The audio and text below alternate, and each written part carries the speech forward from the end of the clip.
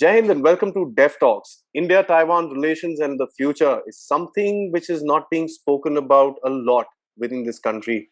This is an effort to develop that conversation. The discussion would look at a security scenario of Taiwan and the South China Sea with a very common adversary, which is China. We as two democratic and independent free nations with common values must seek common ground of understanding of one another's thought. And this is something which is the baseline of this discussion. We can also understand each other's concerns, capabilities to forge a common ground for the future.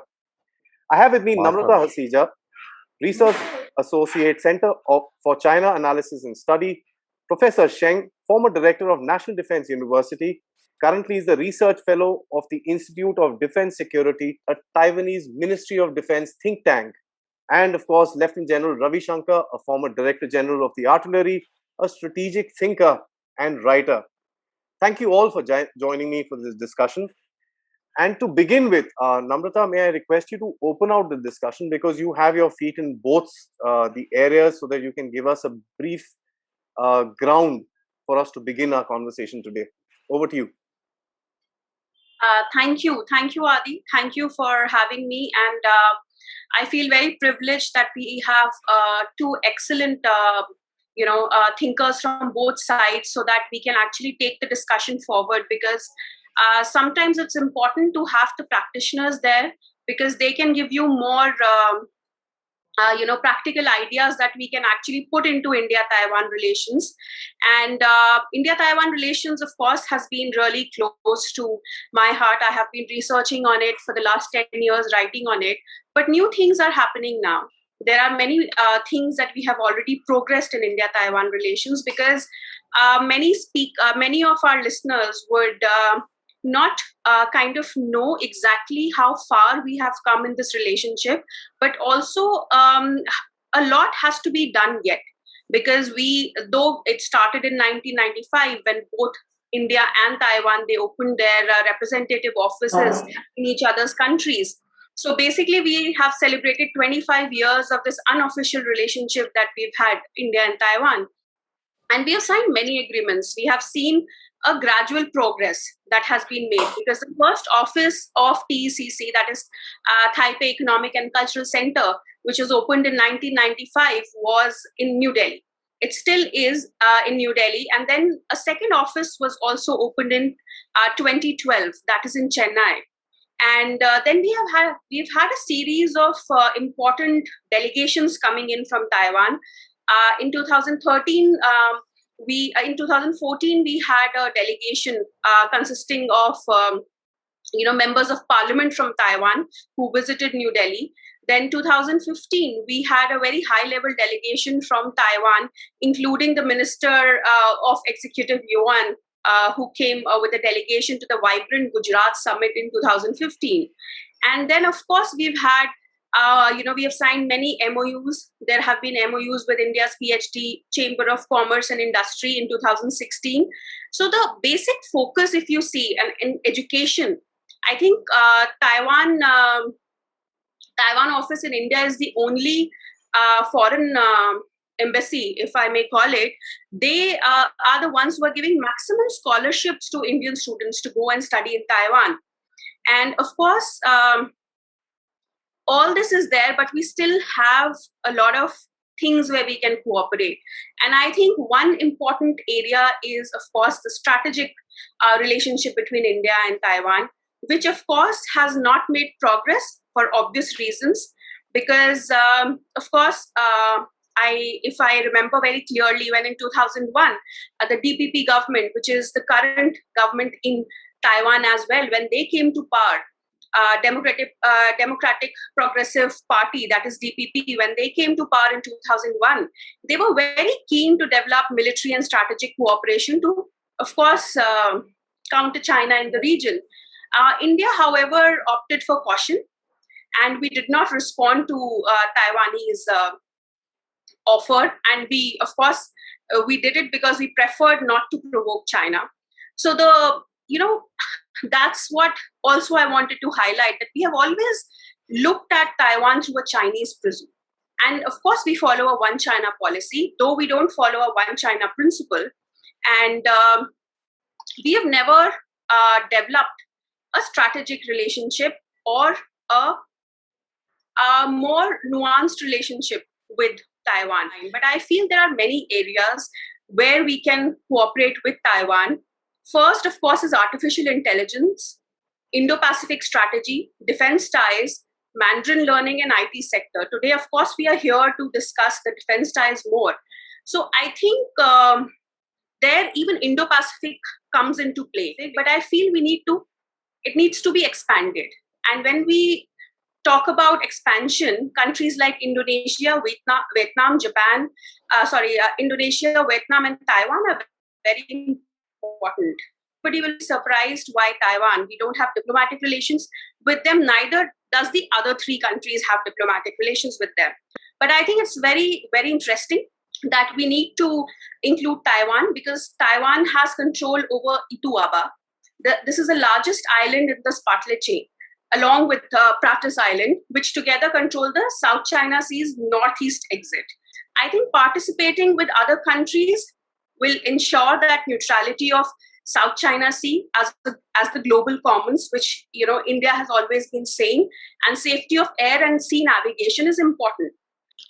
Now, other than this, of course, defense ties, I think both the other speakers are more competent and experienced in this field. But if I may suggest just a few things that we can do to start this whole process, which of course they will take it forward, how we can do things. I think where Professor Shen Ming-Shih was the director, the Taiwan's National Defense University, they have actually offered to train our soldiers, officers in Mandarin level. Then the other thing that I think we can try, and which is not very difficult, is having a defense attaché. The Taiwanese, of course, send a defense attaché, but it is not under the defense attaché tag because they can't do it. But India doesn't send any to Taiwan. And there has been a long going debate within the think tank circles in India and Taiwan that India should send a defense attaché, because that will, kind of give that kind of leverage that, that both countries can discuss many things that they are not able to discuss otherwise. And also the defense attaché here, the Taiwanese defense attaché that we have here, can play a more prominent role, because right now he or she, whoever comes from Taiwan, cannot, really go ahead in many things that, the way they want to go. Still, many things that we can do. And I think now we can go to our two prominent speakers to probably give us practical ideas as to how we can take this relationship forward. Thank you, Aadi. Thanks, Namrata. That was an insightful opening comment. Professor, I'd like to start with you, sir. From a Taiwanese point of view, how do you see the security situation with regards to China, of course, in the South China Sea, as well as the Indo Pacific, as Namrata also suggested? So let's open with that, sir. Okay. We know that according to the Xi Jinping, he had a three-step strategy. He announced on many different occasions. And the idea of the great reunification of the Chinese people and the year of 2035 and 2050 will be the critical time for China's comprehensive power and military capability rising. Of course, any country have its own right to pursue their national prosperity and the national reunification, but with the characteristic of the Chinese Communist Party region, when this region become a world-class or first-class military or over the United States to become the first global power, I think it will be a disaster for the Indo-Pacific region and the world. At that time, I think that China will use its powerful means and tool like military cohesion to resolve the territory sovereignty dispute over the ocean and land, and formulate the international rule with China dominate.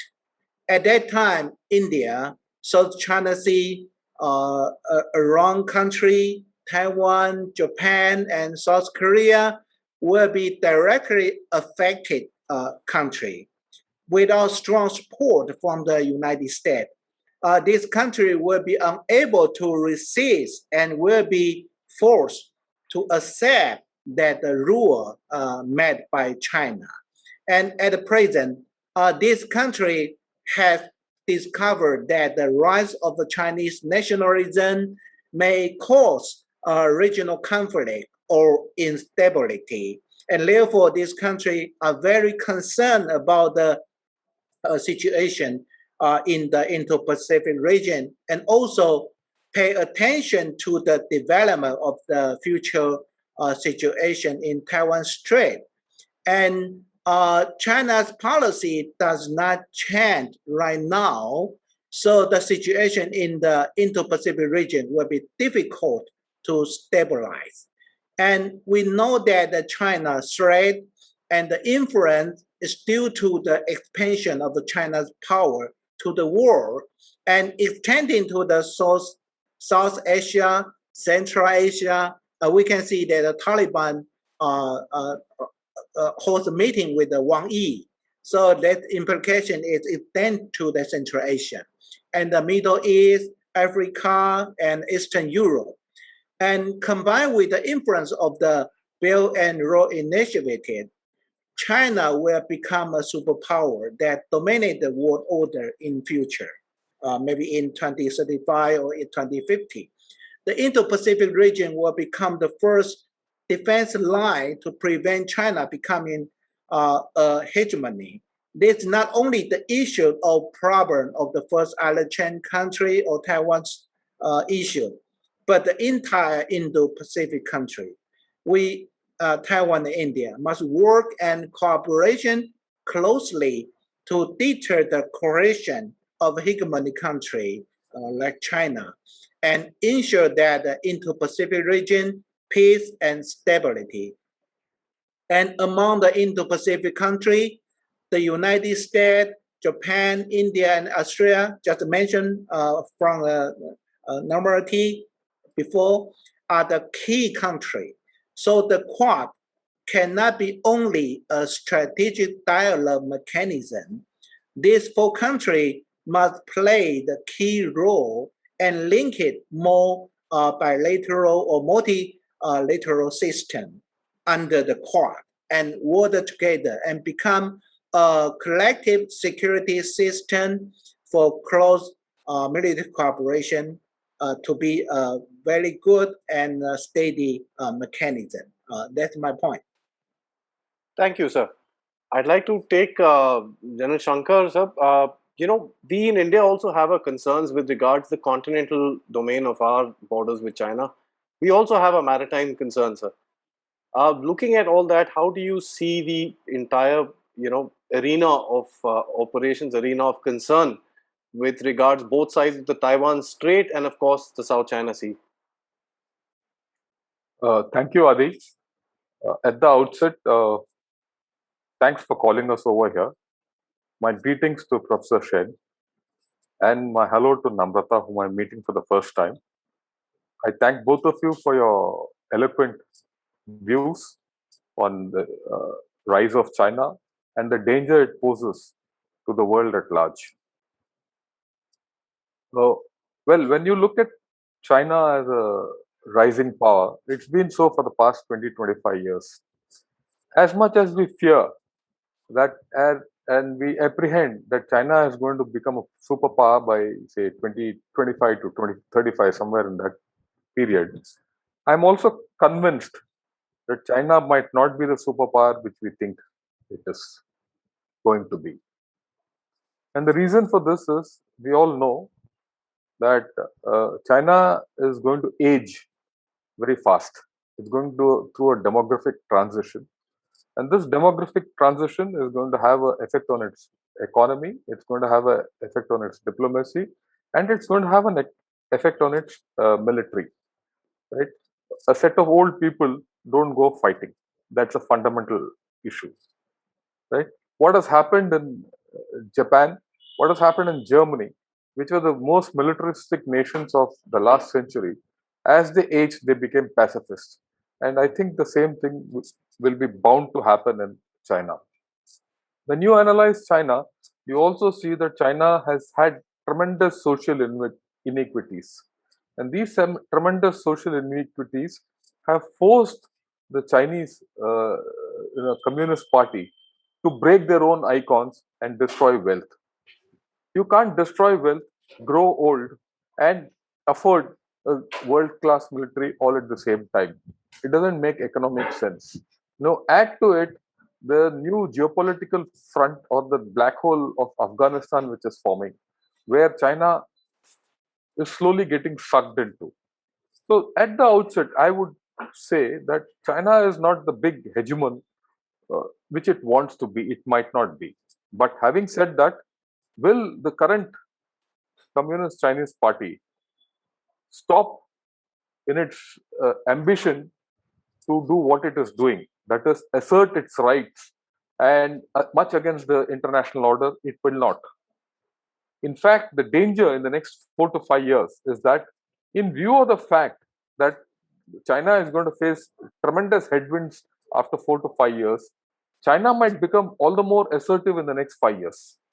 It might become more aggressive in the next 5 years. And the danger period is the next 5 to 10 years, after which I think the world will be able to handle China. Right? But given that China has some tremendous issues, it cannot open out into the Western Pacific unless it overcomes Taiwan. It cannot have a great continental strategy, right, unless it, makes peace with India. And its peace with India is at this point of time tenuous, and I don't see it getting easy. In essence, you see that China is faced at its front door. I call the Western Pacific its front door. It's Taiwan and Japan, Philippines, and the other ASEAN countries, most of them which are at loggerheads with China, and it has a problem at the rear door with India and its internal problems with Tibet and Xinjiang.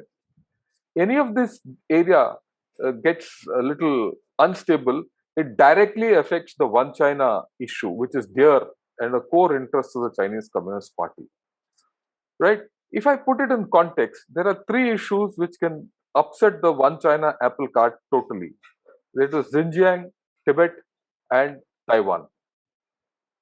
Right. Now, when it comes to these 3 things, I think India and Taiwan have a long, I would say, huge role to play into either feed these instabilities so that the One China principle is always challenged, right? And the execution of that One China principle by force is also challenged. Like someone said earlier, we don't mind the One China principle, but the execution of that One China principle by force is what is objectionable. If One China takes place out of the volition of the Chinese people, right? When I say Chinese people, all of the Chinese people include those in Taiwan. After all, those in Taiwan are also originally the Chinese people, right? Then it is fine. If it is not so, it cannot be done at the behest of the Communist Party of China by force and by evolving a set of international rules of its own. That is the first thing. The second thing is the global commons of the Indo Pacific, right, cannot be usurped by China at its behest when it wants and how it wants. There are limits to that kind of attitude. If I take these 2 into consideration, as my previous speakers have said, it is very important that Taiwan and India, which are the 2 countries which face the onslaught of the Chinese directly, which have had the experience of handling the Chinese military and its 3-dimensional power directly, diplomatic, economic, and military directly, should cooperate better to ensure that China stays in the middle and doesn't swing either to its front door or to its rear door. It is in this context, I think there is a lot to do and a lot of scope in China-Taiwan relations.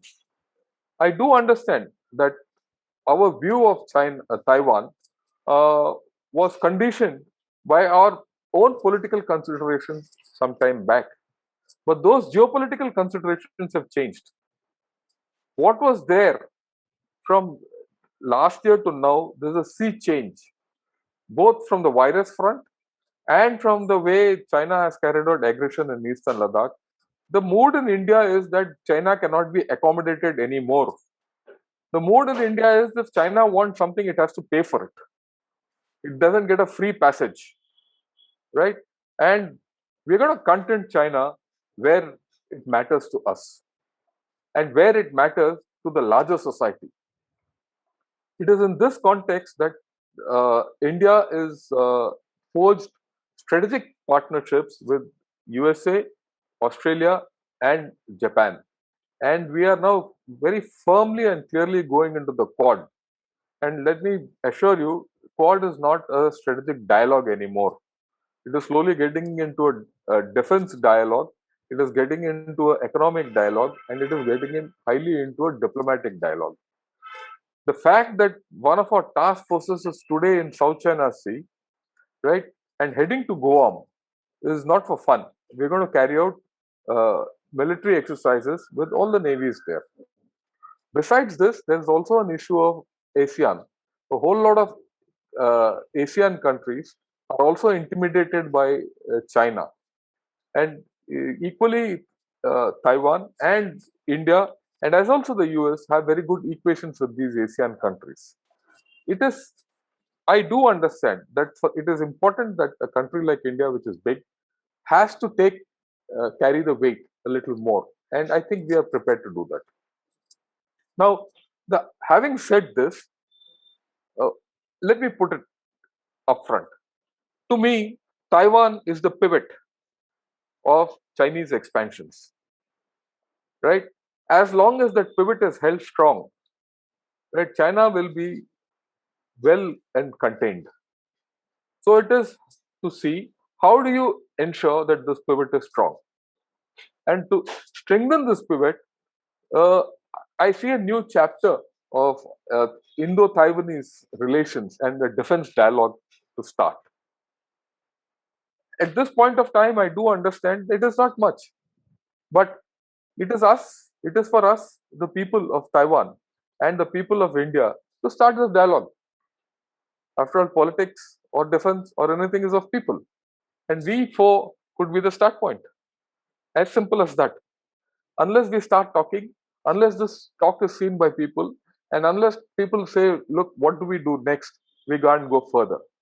To that extent, I'm very happy that this dialogue is taking place. It might mean nothing, because we are not any official channel, we are not an official platform, but definitely this quasi-official platforms and people-to-people dialogue will be the first step in many of the steps which are to come henceforth. That's what I've had to say, and over to you, Adi, to take the whole story forward. Thank you, sir. I mean, I think that's very insightful way of looking at things. I think you've given us a good base of this security situation and some amount of insight into what China is going through internally as well. Namrata, the people-to-people interaction question is something that you and I have also discussed separately. We've been talking about it quite often, and we have something in mind to do and take it forward as well. I'd like you to take this a little forward and tell us the impact of what General Shankar is trying to say, that forums like this or any other forums for that matter could be a start point for a relationship. I think Sir has raised a very important point also, because like I said, we don't have official relations, diplomatic relations with Taiwan. And, that of course always hampers in a dialogue that could have been, that could have taken place. Now, the thing is that, of course, think tanks and platforms like this and can start a dialogue. At least, I always feel that when it comes to India, Taiwan, the approach has always been top to bottom. Okay, because whatever MEA of course drafts, that is how we've always approached India-Taiwan relations. Like I organized a conference where, of course, Professor Shen was also invited. We could not send them an official invitation. And I had applied for, a clearance from the MEA. Trust me, I got the clearance one day before the conference, when they were already in the flight. I got the approval, but with that, I got a 2-page note on what I can and cannot do in the conference. Like, I, of course, cannot have a ROC flag. I cannot at any point of time say that Taiwan is a country. There are so many things and so many issues that, that I had to follow. So I think the whole relationship has always been a top to bottom approach. But I think platforms like this, when, of course, specialists like both our speakers speak, it will generate a debate among people. People who come and watch your YouTube channel, they will start talking about it. And slowly, people will start talking about it. And I think that is very important, that we need to have a bottoms up approach also, where people in Taiwan and people in India are aware of each other, which, trust me, is very, it's not there yet. Because I have stayed in Taiwan, I have stayed for a long time in Taiwan, and I've, of course, interacted with people here in India also. Just after COVID, that we started having debates on television where Taiwan actually featured very prominently. So maybe, a silver lining in COVID was that, we started talking about Taiwan, because Taiwan was doing so well fighting the COVID, especially, after the first wave. And then, of course, the Galwan Valley incident happened. And now we see a lot of people talking about Taiwan. But I still feel that we still don't understand each other. Even the officials who go from here or who come from Taiwan to India. So that kind of understanding that we have to develop, I think such kind of platforms, think tanks, and of course, people-to-people interaction is very important. Because even I know Taiwanese and Indians, of course, Indians are one of the highest spenders when it comes to tourism. How many Indians do actually travel to Taiwan, or Taiwanese come to India for tourism? Tourism is not something that, of course, we should be discussing here, because we're discussing serious, defense ties. But these things are important in the sense just to create an awareness about each other. So what we are discussing today, of course, as Sir said, it's not an official platform, but it will be heard by people who are in that official position. And, if they can probably take some ideas here from both our specialists, or they can at least start talking about it after this, I think that would be really great. And that's what we are hoping to do through dialogues like this. Thanks, Namrata, for that insight. Professor, I'd like to take the next question with you. With the advantages, you and I were discussing a while ago offline as well, of language and understanding their traditions and their tendencies. How do you see the internal situation in China? General Shankar gave us a small idea and a base about what problems they are facing with regards to their demography, with regards to their economy, and so on and so forth. How would you like to, elaborate on that, and how does that connect to what China is doing with its neighbors today? Yes. Before I respond this question, I will tell you that many countries also they don't have a formal relation with Taiwan, but they also send their military officer, to join the program of our National Defense University. For example, Mongolia. Mongolia is a small country than India. I think they also know that one China principle, or maybe one China policy. But each country, one China policy is different. Another example is Japan. We know that Japan is sensitive about the Japan-China relation. But you can find in recent years, Japan already changed their attitude to Taiwan, especially this year. I think Taiwan and India relation is very close. We all know that in the Olympic Games, when we see the Hindu taking picture with our Dai Ziying. Oh, many Taiwanese very like Indian because they like Hind. Okay. About your question, yes, I very much agree with you that Taiwan has the advantage of language and China in analyzing China issues. And we have a better understanding of China internal situation because we know that China is one party dictatorship of the Communist Party, and its foreign policy depend entirely on the leader's personal preference. For example, the Xi Jinping. You can see that China recently foreign policy is sometimes is hawkish and sometimes peaceful. And who is the critical role? I think it's Xi Jinping.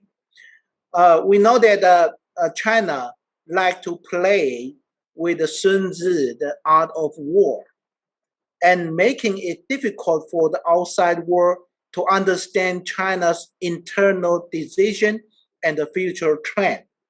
I mentioned before, for example, the Beidaihe meeting recently.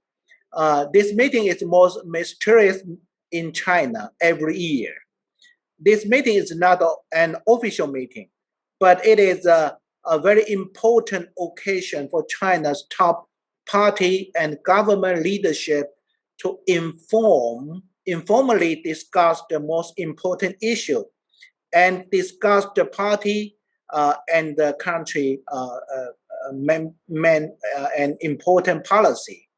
Only at this time, many retired party leaders like Wen Jiabao, like Hu Jintao, can attend the meeting and not like a formal meeting, but actually discussing the direction of China or China Communist Party, their future is a future policy, and the closer to the important meeting, such as just Namrata said, the 20-party Congress. The actual discussion is very important because it involves the replacement of personnel and distribution of power. If Xi Jinping's power is not concentrated, he will be challenged by other political members or questioned by the outgoing or retired leader.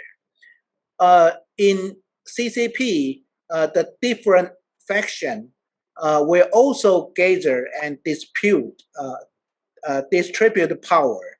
And after discussion, it's completed. And they will not disclose it to the public after reaching consensus. We can see the news from media today. Some foreign media said the Beidaihe meeting is closed, and Xi Jinping will be sure to extend the third term of the president. We cannot, for example, we cannot know that why Xi Jinping to be a leader in 18-party Congress. Why they choose Xi Jinping? Nobody knows. And why the 19-party Congress of China did not decide on the successor, who will succeed Xi Jinping power. And there are no official answer forever. And such mystery and opacity can easily lead to struggle between different factions within the party. And conflict within the party will always exist. And the policy reversal due to the internal problem. I think it's the different point of view from India or Taiwan. We focus on their problem or their issue inside the party.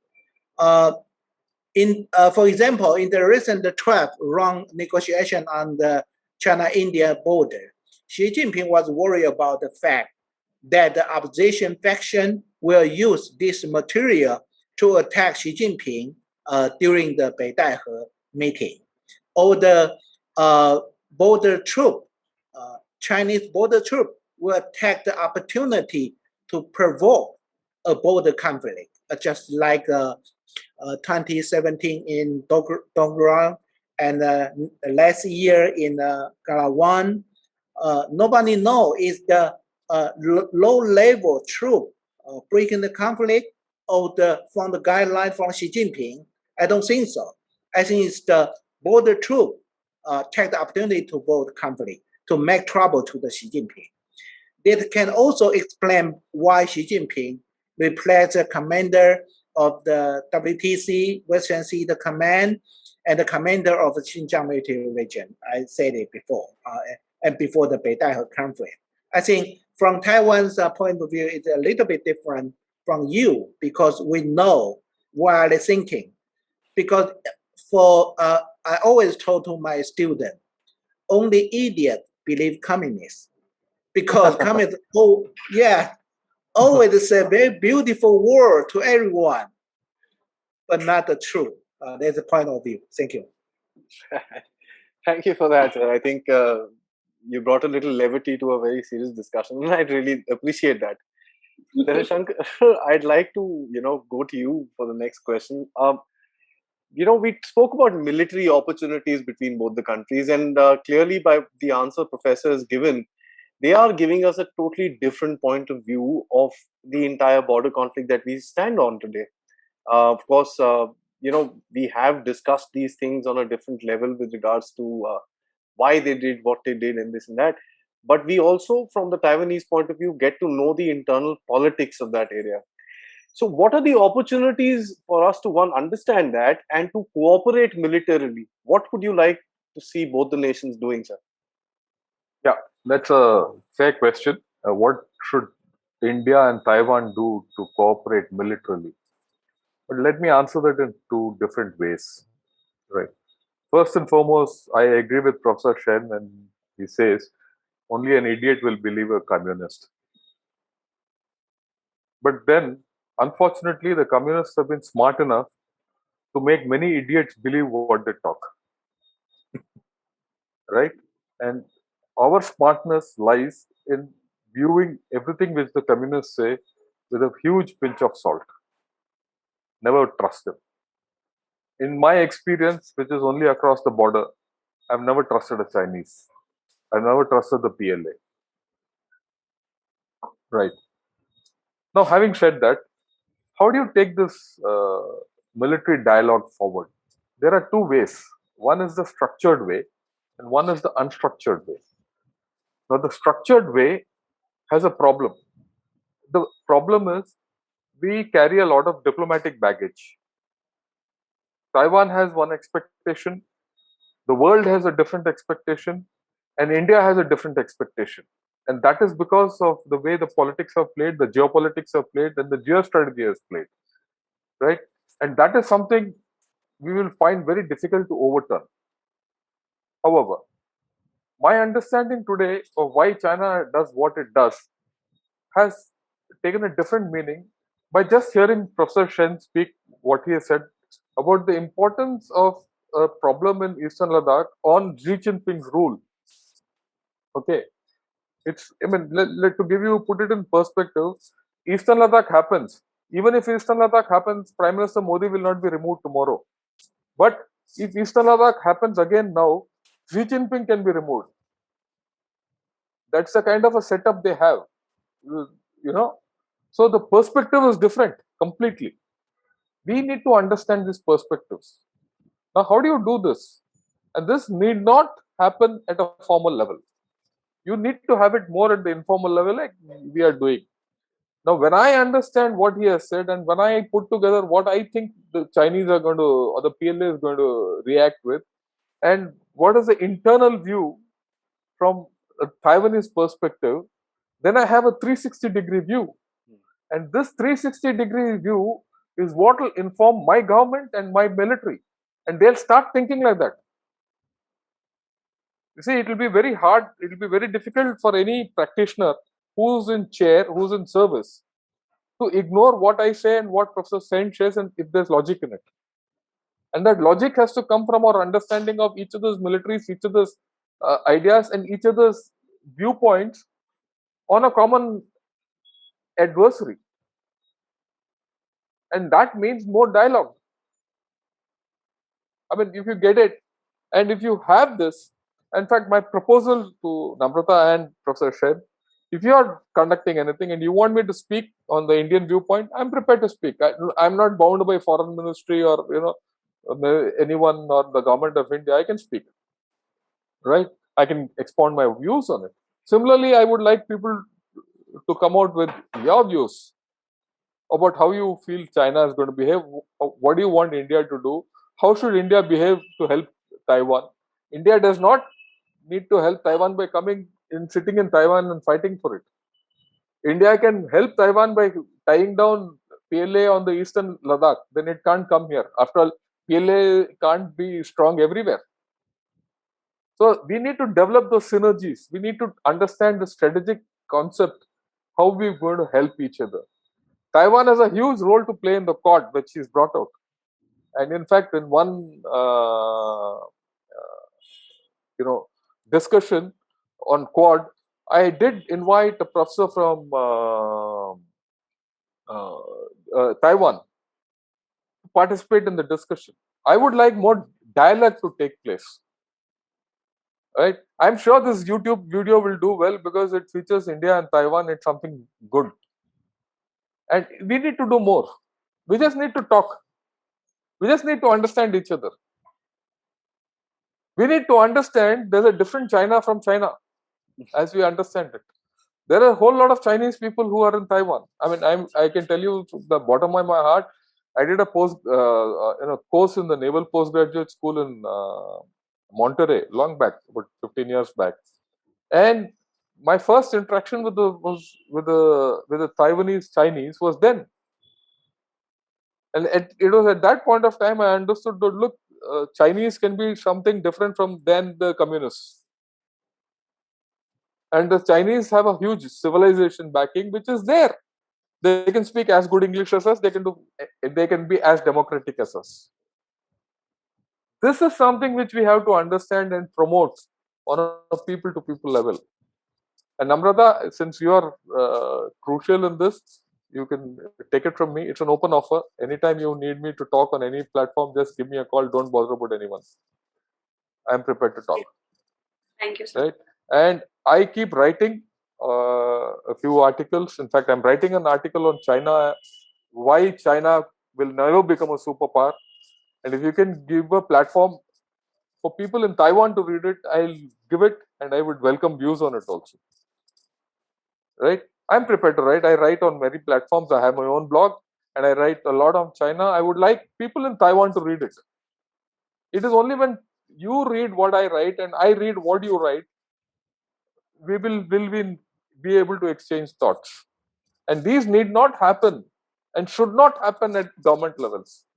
Governments by nature are rigid. They are bound by institutional protocols. They're bound by institutional thinking. I mean, both of us know it because we were also part of the government. When I was in the government, I couldn't speak to anyone. I couldn't speak to anyone who's not Indian. But today I can speak to anyone. And I should make use of this. Right? And I think we have a lot to learn from each other. This is only the first step.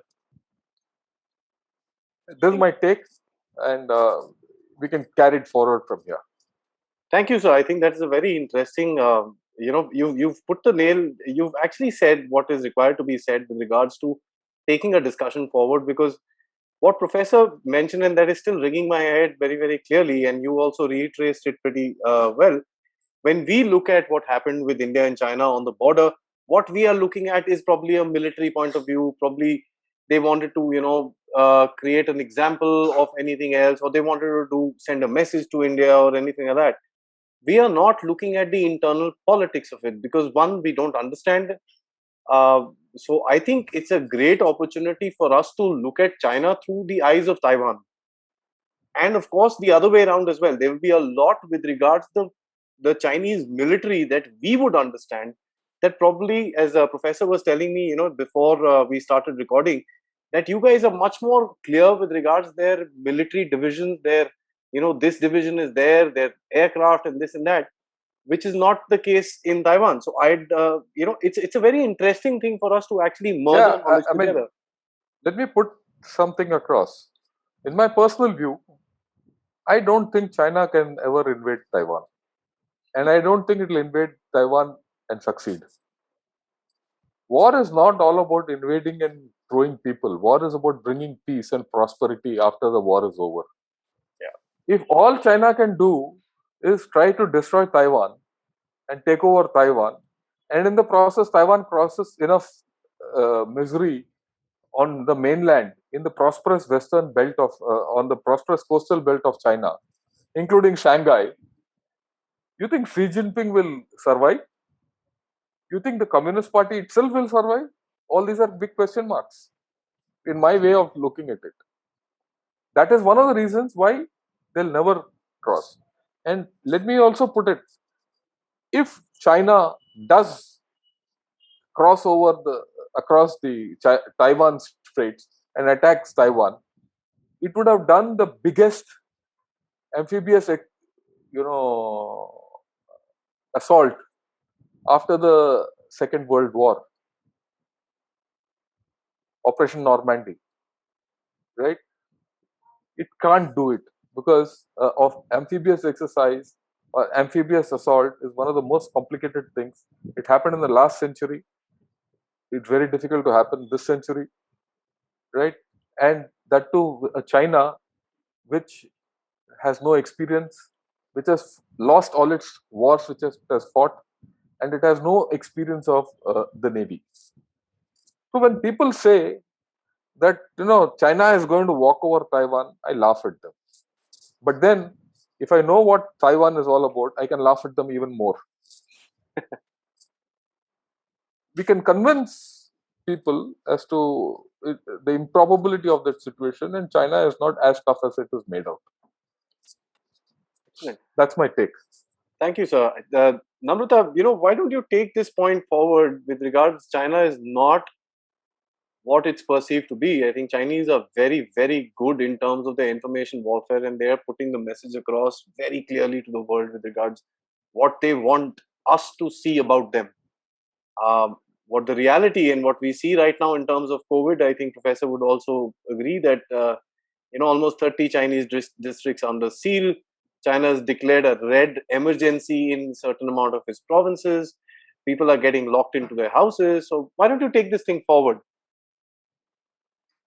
Thank you, Aadi. I think it's very important because what Professor Shen brought out about internal politics, I think that is what we are not focusing on. As of course we have many China experts here in India, but only few, I can actually count them on my fingertips, who would actually understand the internal politics.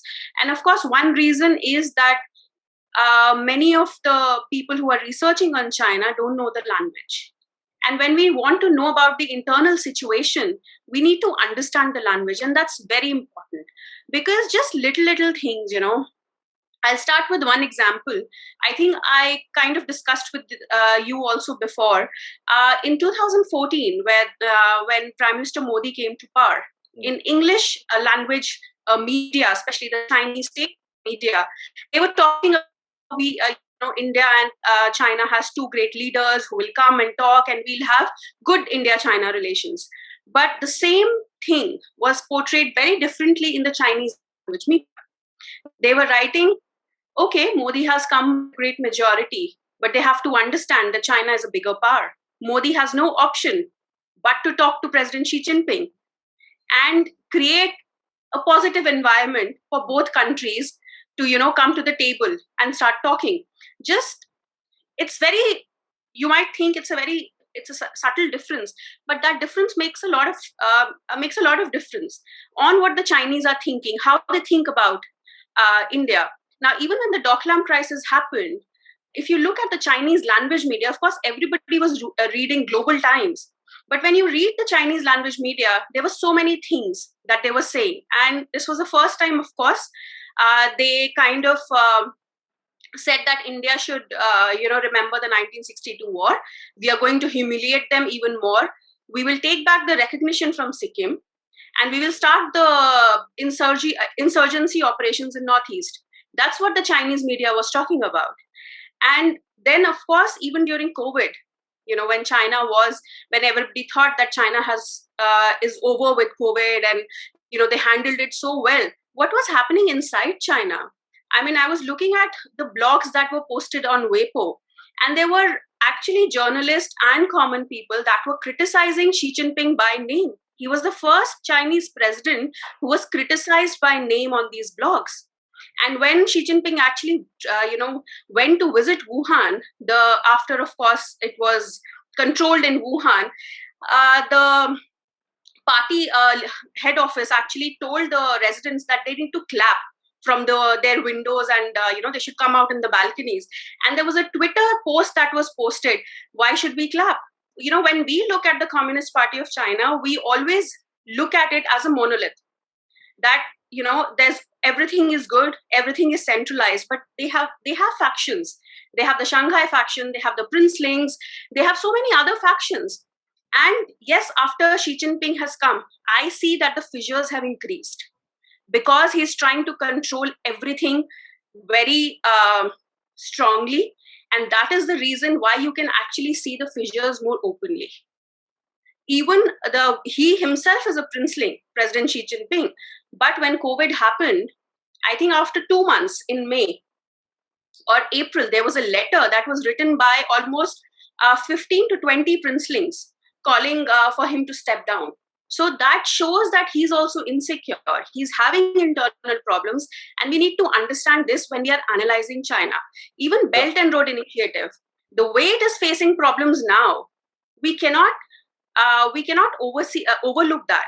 We cannot say that China is in Central Asia, China is going to South Asia, China is in Africa. Yes, it is everywhere, but it is facing problems also everywhere. Many places, even the Belt and Road, the ambitious project of Xi Jinping, is facing difficulties. So we need to factor in everything when we analyze China, and just not look at the picture that is being painted in front of us. Thanks, Namrata.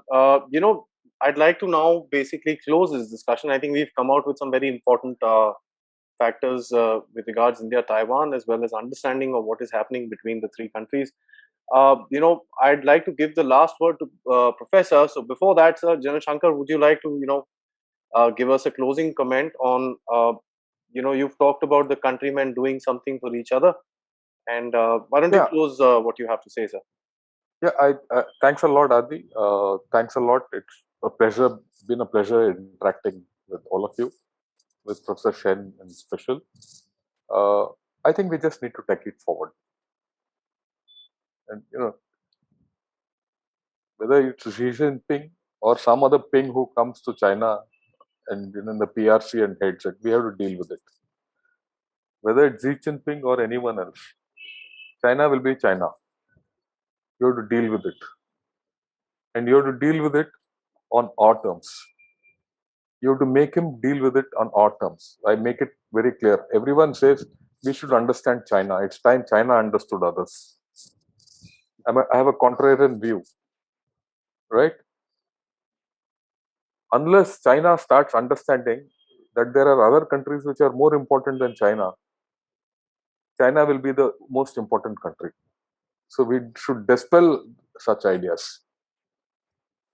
As an Indian, I couldn't care a damn about the People's Republic of China. Okay, I've seen them across a fence for 40 years. I understand them well and what they are. And we give them that due. As far as friends are concerned, good friends and new friends are always welcome. And I see my own friendship developing with Taiwan. I'm all for it in the future, Professor Shen. You can take me where you want. Thank you. Thank you, General. Professor, may I, take the last word up to you. And first of all, thank you so much for joining us. And it's a great pleasure, listening to someone who stays so close to China and literally feels the wrath of the Chinese Communist Party all the time. So why don't you take this opportunity to give us your closing comments? Okay. I mentioned about that only India believe communists. I can raise two examples. The first one is Hong Kong. China promised that one country, two system, but right now they break down their promise. we can see the example of Hong Kong. The second example is during the Obama administration, United States asked China, you should stop your build-up in South China Sea. Xi Jinping promised stop the work, but only stop only 1 week. After 1 week, China continued to build up. Right now in South China Sea, they already have many military bases. So it's not joke, it's the truth. When companies say beautiful word, you must check their intent after this beautiful, their intent, their real intent. Taiwan had many lessons learned from 1949. Right now, we also have understand their intent and the so-called united front line. So I mentioned and remind to the India friend. Thank you. Thank you, sir. Thank you so much, Professor General Shankar, Namrata, for joining me today for this, I think, a preliminary discussion of India-Taiwan relations. I'll be honored to actually have this panel once again to take it to the next level in due course, once we can actually establish a certain baseline for the next conversation. I'll be in touch with everybody to try and organize another talk at some time. But, you know, from the bottom of my heart, I really feel that this is time for two democracies with the same value structures, with the same levels of thought process, and of course, without mentioning the same adversary as China, to get together, understand each other, take each other's strength, and develop it further. Thank you so much for joining me, and have a good day to all of you.